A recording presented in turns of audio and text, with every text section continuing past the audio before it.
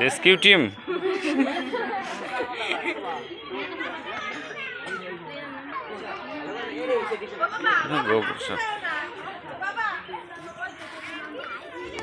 তো আপনারা দেখছেন এই ফাঁসি জাল, যেটা এই ফাঁস জালে কিন্তু আটকে আছে স্পেকটাকেল কোবরা বা খরিশ গোখরো। বিভিন্ন নাম আছে, আঞ্চলিক নাম, কেউ জাতসাপ বলে, কেউ গোখরো, খোয়া গোখরো, বাংলাদেশে খোয়া গোখরো বলা হয়। এরকম কিন্তু আঞ্চলিক নাম থাকে সাপের, যেটা আমরা এখানে কেউটে বলি, বাংলাদেশে সেটাকেই পদ্ম গোখরো বলে, আর এটাকে কিন্তু খোয়া গোখরো বলে। তাই বিভিন্ন আঞ্চলিক নাম কিন্তু সাপের রয়েছে। জাল থেকে ছাড়ানোর চেষ্টা করব। ট্রান্সপারেন্ট পাইপ আছে, মাথা ধরার দরকারই নেই। না না,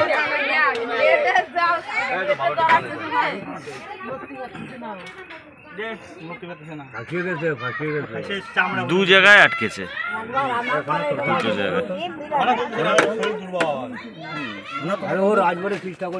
দুটো জায়গায় আটকেছে।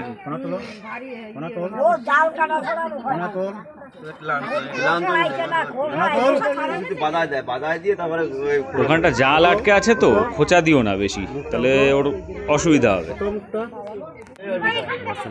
তো আপনারা যে ভি আকৃতি যে চিহ্নটা দেখছেন, এটাই কিন্তু স্পেকটাকেল কোবরার বৈশিষ্ট্য, বা এই ছাপ দেখে কিন্তু গোখরো বা খোয়া গোখরোকে শনাক্ত করা হয়। আর কেউটে যে সাপটা রয়েছে, বা যেটাকে বাংলাদেশে পদ্ম গোখরো বলা হয়, তার কিন্তু মাথার পেছনে গোল আকৃতির পদ্মের চিহ্নের মতন ছাপ থাকে।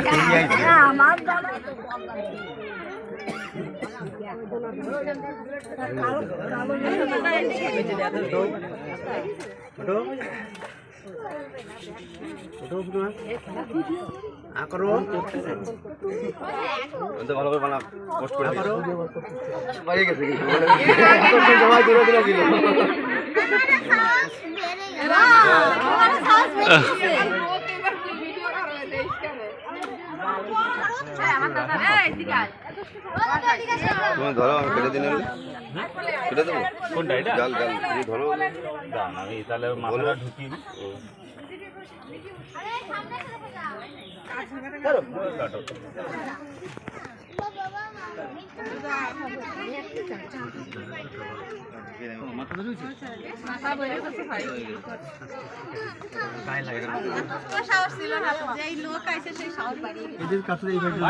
তো দেখছেন কাঁচি দিয়ে কাটা হচ্ছে, আর এই সাপের কিন্তু মাথা একদম পাইপের মধ্যে দেওয়া রয়েছে, যার ফলে কিন্তু ওর অক্সিজেন নিতে কোনো সমস্যা হচ্ছে না। আর আমারও কিন্তু এর বাইট হওয়ার বা কামড় দেওয়ার কোনো ভয় নেই, যার কারণে নির্বিঘ্নে কিন্তু এই পাইপ দিয়ে কাজ করা যায় যদি এরকম জালে আটকে থাকে। চলো চলো চলো চলো, ধরা হয়ে গেছে, এবার খাওয়া দাওয়া হবে। চলো চলো চলো চলো চলো, ভয় পায় এবার।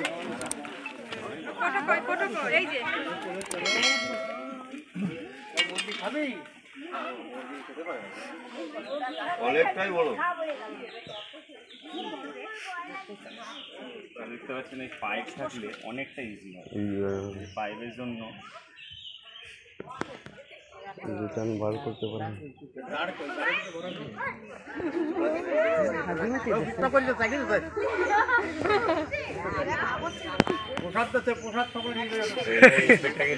যেটা খরিশ গোখরো, সেই সাপটাই কিন্তু এটা খোয়া গোখরো, এটা আর কি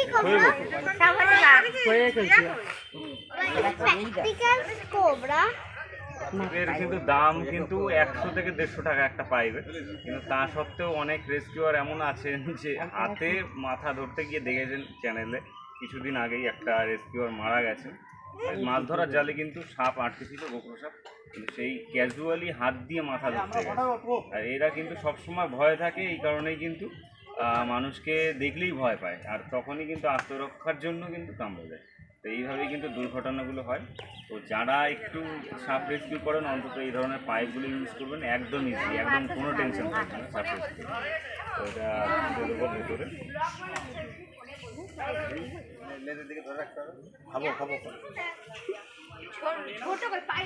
ভালো দেখতেছি।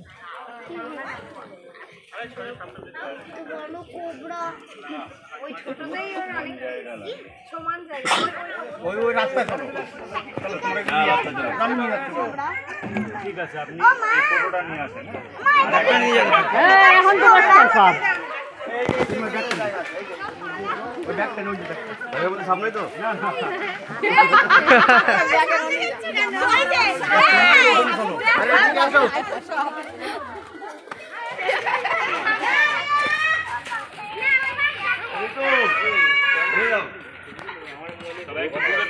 দূরে থাকবা, এবার বাইর করতেছে।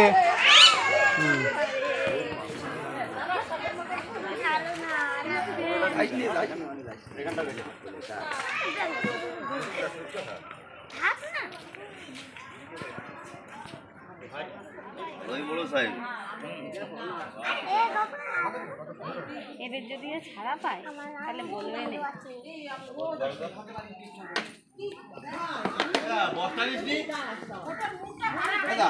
বস্তা দেবো কি? না না, বস্তা লাগবে না। অনেকটা বড়, আমি ওর জন্য ওই কোটোটা চেঞ্জ করে এলাম।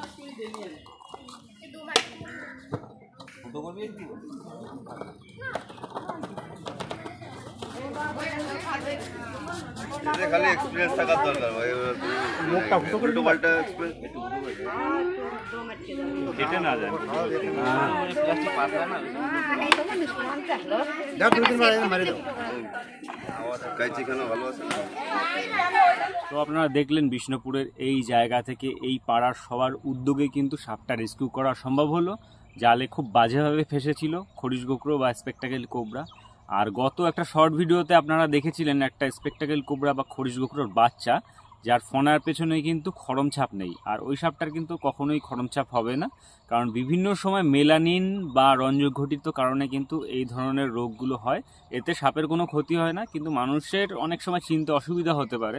এখনও এমন অনেক কল আসে যেটাকে গোকরো সাপ দেখে দারাস সাপ মনে করে, বা দারাসকে অনেক সময় গোকরো সাপ মানুষ মনে করে। তারা আঁশের প্যাটার্ন বুঝতে পারে না, কিন্তু গ্রাম অঞ্চলে অনেক মানুষই আছেন যারা গোকরো সাপ দেখলেই কিন্তু, বা এই জাত সাপ বলে অনেকে, এটা দেখলেই কিন্তু বুঝতে পারেন, দারাস সাপ দেখলেও কিন্তু চিনতে পারেন। তো এই কারণে কিন্তু সাপ চেনা খুব একটা সবসময় অসুবিধা হয় না। আমরা প্রতি ভিডিওর মধ্যে আপনাদের চেনানোর চেষ্টা করি কোনটা কোন সাপ। আর বিগ ফোরের 3টে সাপই কিন্তু আমাদের পশ্চিমবঙ্গে পাওয়া যায়।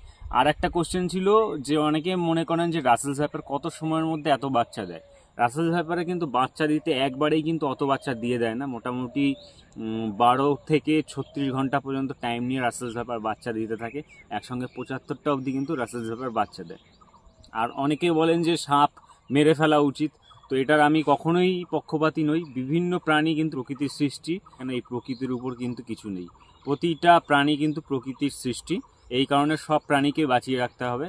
আর আমরা যদি সাবধান থাকি স্নেক বাইট কিন্তু অনেক কমাতে পারি।